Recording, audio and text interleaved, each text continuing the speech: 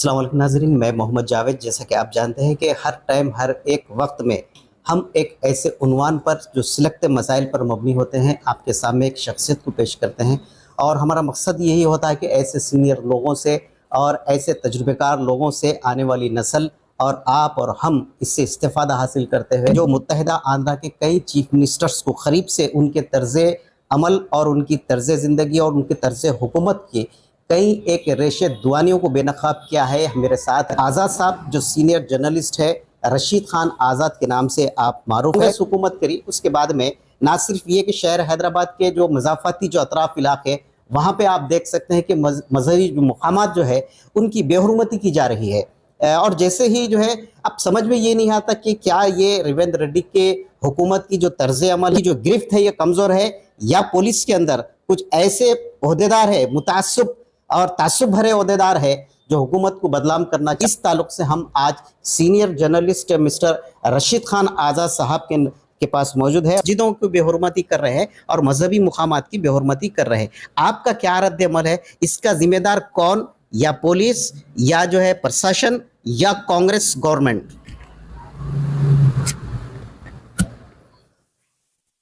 मुल्क की आज़ादी के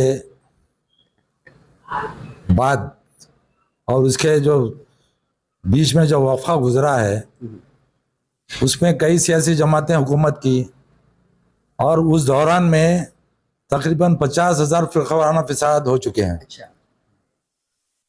उसके बाद मुख्तलिफ दूसरे जमातें भी मरकज़ में हुकूमत करे। अब हमारी रियासत में 10 साल जो सो TRS जो BRS हो गई वो हुकूमत की। उसके बाद कांग्रेस को 10 साल के बाद इक़्तिदार हासिल हुआ, क्योंकि साबिक़ा हुकूमत के गलत फैसलों से गरीब और मुस्लिम अक़लियत नाराज़ थी। मुसलमानों के साथ जो उन्होंने वादे किए थे वो वादों को उन्होंने वफ़ा नहीं किए, और नई जो हुकूमत थी इसके कायदीन, इसके सरबराह ने मुसलमानों से, गरीबों से ये वादे किए और कुछ गारंटीज़ दिए कि हम इक़्तिदार में आ गए तो हम आपके ये पूरे वादों को और आपके डिमांडों को पूरा करेंगे। तो सारे जो सो रियासत के गरीब और मुस्लिम अक़लियत ख़ास तौर पे कांग्रेस पार्टी को वोट डाले और इक़्तिदार उनको जो सो इक़्तिदार पे बिठाए। लेकिन कांग्रेस जो बैठी है 10 साल के बाद अपनी रविश को बदली नहीं है। ये जो इन्होंने जो वादे किए थे इलेक्शन से पहले, मुसलमानों से वादे किए, गरीबों से वादे किए थे, कई 6 कुछ गारंटीज दिए थे, वो एक बस फ्री का दिए थे वो कर दिए खाली, मगर मुसलमानों से जो वादे किए थे वो पूरा नहीं किए।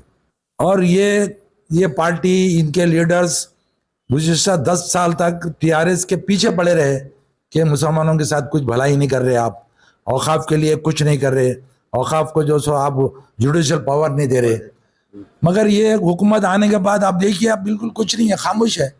ना जुडिशल पावर की बात हो रही, ना औक़ाफ़ी जायदादें जो मकबूजा है जिन पर कब्जा कर लिए थे उन्होंने वादिया कहता हम वापस लेंगे, उसकी भी कोई बात नहीं हो रही।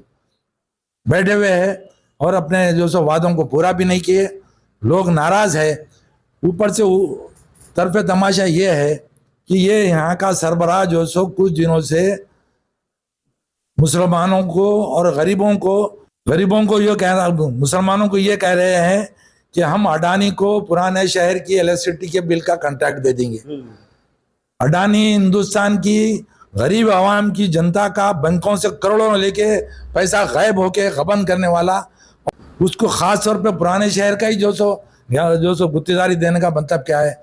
मुसलमानों को खौफजदा करना है। सब इसके अंदर मैं आपको यहाँ पे खलल अंदाज भी कर रहा हूँ कि असेंबली के अंदर रेवंत रेड्डी साहब ने बयान दिया कि जो है अडानी को हम जो है ना कॉन्ट्रैक्ट नहीं दिए, लेकिन आमतौर के ऊपर जितने भी जो अब जो नए मीटर्स नस्ब किए जा रहे हैं उसके ऊपर अडानी ग्रुप, तो ये तजाद क्या है? बिल्कुल, ये देखिए साहब आज का डबल स्टैंडर्ड है। जितने भी सियासी पार्टियां हैं ना, मैं बताऊँ सियासी पार्टियां जितने भी पार्टियां हैं ये सारे लोग मुस्लिम अक़लियत के लिए कोई सही काम नहीं कर रहे, कोई गलत, कोई थोड़ा दुश्मनी निकाला, कोई ज़्यादा निकाला, कोई थोड़ा नुकसानदेह है, कोई ज़्यादा नुकसानदेह है। बीजेपी ज़्यादा नुकसानदेह है, कांग्रेस तो मुसलमान तरजीह देते हैं।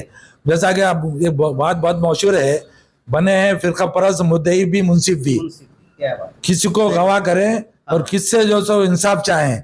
हर हाथ पहना हुआ है दस्ताने, मैं किस हाथ पे अपना लहू तलाश करूं। तो सारी जमातें मुसलमानों पर जुल्म ज्यादती करे सोए। वोट लेना इस्तेसाल करना। तो ये मुसलमानों के खिलाफ आप बताएं, अडानी उसका नाम लिखा हुआ है। और कुछ दिनों से एक बात और जो सो हुकूमत की ये ऐलान करे हैं कि वो पूरे हैदराबाद का, पूरे तेलंगाना के घरों का, जायदाद का सर्वे करेंगे। तो ना के सर्वे बल्कि जो है ना उनका रजिस्ट्रेशन पूछा जाएगा, रजिस्ट्रेशन पूछा जाएगा, टैक्सेस देखा जाएगा, NRC के जैसा मसला होगा। कई चार देखिए दादा का सर्टिफिकेट बताइए बोले। हालांकि यहाँ की आवाम, तेलंगाना की आवाम हैदराबाद की नहीं है, पूरे हिंदुस्तान की आवाम, आप देखिए, आप कोरोना के बाद उनकी माशियत इंतहाई तबाह हो चुकी है। खाने पीने के लिए भी बहुत मुश्किल से वो लोग जी रहे हैं।